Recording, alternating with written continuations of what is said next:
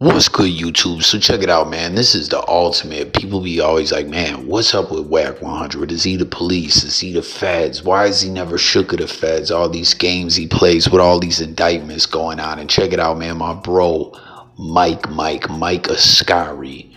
I'm going to plug you guys into his channel. Go check him out. Subscribe to him. Man, his story is something else. This guy was supposed to never be free again.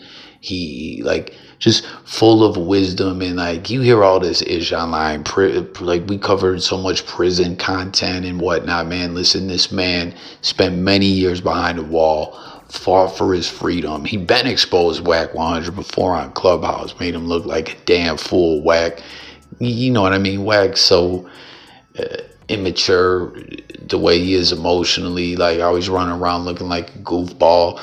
I'm sprung, you know what I mean? Crying about Adam 22. I could go on and on, but he had Wack on Clubhouse, whining and crying and making all these claims like, I'm gonna get you touched, homie. Nothing happened. And he said it. It's out there somewhere. You know what I mean?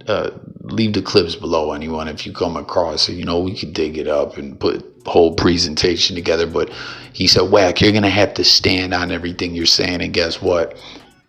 He didn't stand on none of it. It was just a bunch of over-emotional madness, looking like a goofy, because Mike exposed the fluck out of him. And Mike Ben said it again. This is a man that was never supposed to be free from prison. Basically, essentially grew up in prison. I don't want to tell the man's whole story from him, but it's very inspirational, man. And, he should touch down soon. And that's why I want everyone to go check out his channel. But peep what he says about Wack right here. When will this cloud chasing hip hop CointelPro agent learn some boundaries?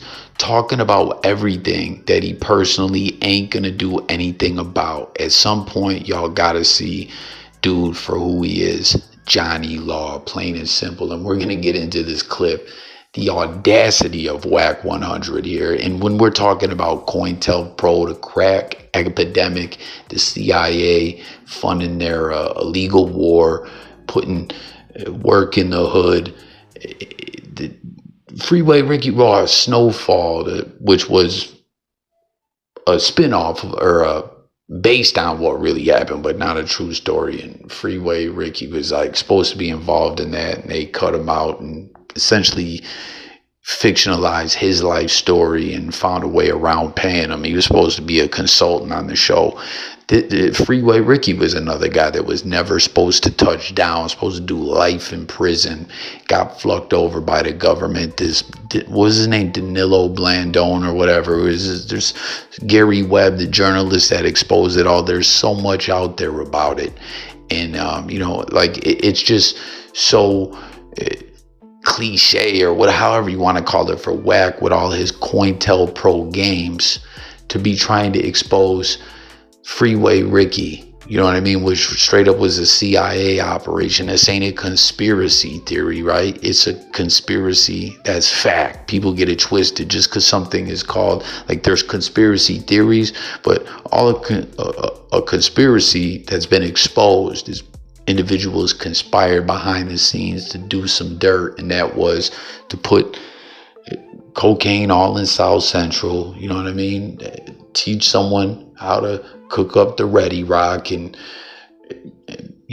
poison the hood and use the proceeds to fund an illegal war. And people from the government went to prison behind this. I think it was when Reagan was in office, and then I believe Bush Sr. pardoned the Reagan cabinet members that went to jail behind this. There's stories been told many times. The Barry Seal dude was involved in it, that Tom Cruise American Made movie. He was also a character in the Blow movie with Boston George. You know what I mean? This is facts. This actually happened at Wack, as we're gonna see right here. When I shut up, I know y'all, I just can't believe this.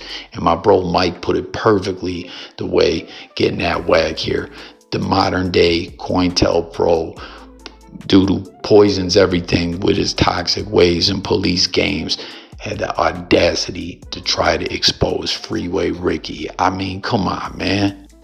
You see what they say about the police? Everything that you always said, whatever. I ain't never said nothing about the police. I don't talk about that shit. I don't have to prove myself. I'm Freeway Rick Ross. Neck told on me. What the fuck they talking about? They don't read. You got people, you listening to people who don't read and don't know nothing about the law. Okay. My connection set me up. Okay, so I can remember what they was reading. They was reading something, and my man had it, right? And it was something about something in Ohio. You had something going on in Ohio? I got arrested in Ohio. Yeah, something about Ohio. That other dude name who I done heard you mention, that was working with the government, Clintone, whatever that dude name. Blandone. Yeah, Blandone allegedly plugged you with somebody in New York, and you gave them up. I don't know. Listen, they read it. Wait a minute. Hold on. Let me tell you something. There's no way possible that there's anybody on the planet that I could have told on that wouldn't have came forward as public as I am right now, that wouldn't come forward and say, hey, Rick told me. When I went to court, it was in the newspaper. Well, nah, fuck the newspaper, because the newspaper could be manipulated. But where they gonna get the paperwork from? Well, all paperwork is public record, you know that. Unless it's sealed. Where they gonna get it from, though? Well, I'ma hit dude, because 600 of them got it. I'ma hit dude and get it. 600 ain't got it. 600 call me all the time. What is you talking about? Bullshit. 600 ain't got no. Hold on, let me call 600 right now. Where my phone at? Because he was there with me when they brought it. Call him. Yeah. I don't know why this thing ain't answering. But that's something you could have got that out the newspaper. I don't acknowledge newspapers. I just don't. But you had not. Who is the dude that had the paperwork? Call the dude who had the paperwork. Man, you know what? Yeah, but you shouldn't be sparing gossip, though, homie. That ain't gossip. They read it. No, that's gossip. What you saying is straight. I'm trying to tell you. They read it. What you saying, though, is straight gossip, homie. They read it. You know, they don't even do that in the hood. Listen, they read it, bro. Like, what the fuck you want? They should have handed you the paperwork. You should have got the paperwork. They should have handed you the paperwork in your hand. Hold on, let's get 600 on it.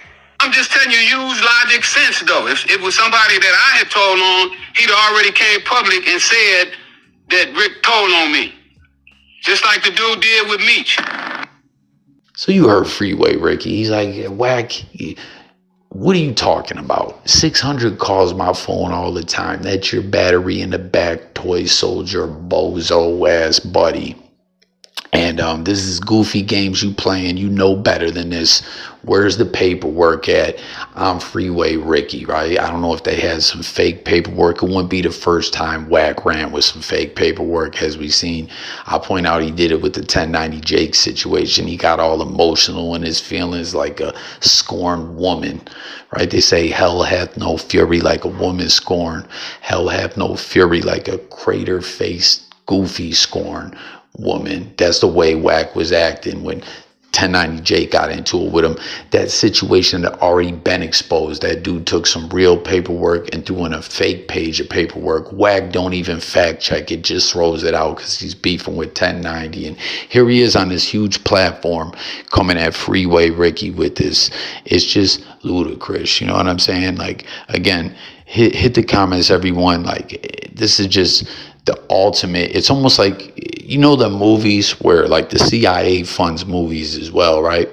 And there's those movies that are kind of like a wink, wink, nod, nod at reality, what's going on. Like, you know, hey, check this out. This is really what we're doing, but we're putting extras on it or whatever. Like, this is Wack almost letting everyone know he's the feds, he's on this CointelPro shit. You know what I'm saying? Just like they call that Operation Draws Down, right? Obviously Big U was Big Draws or whatever, but that diss track, that don't get caught with your draws down, that pause, that came from a Big U clip roasting Wack100, where he told everyone Wack was back, CS2 back. It's almost like the feds named the operation that to like hint this to everyone. I know I'm sounding like a tinfoil hat conspiracy theorist, but I'm sorry, this video, like, this shit has me a bit turned up. I can't believe that Wack had the audacity to come at Freeway Rick Ross of all people, man. And again, shout out to my guy Mike